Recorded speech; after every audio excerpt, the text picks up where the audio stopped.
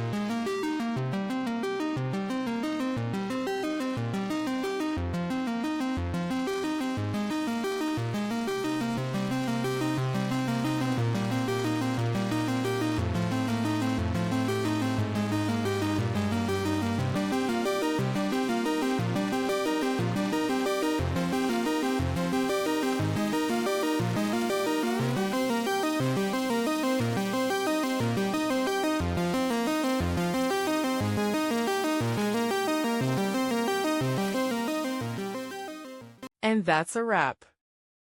I hope you found the answer you were looking for. If you did, take a second to hit that subscribe button. It really helps out. And let me know in the comments which solution worked best for you. See you next time in the debug zone.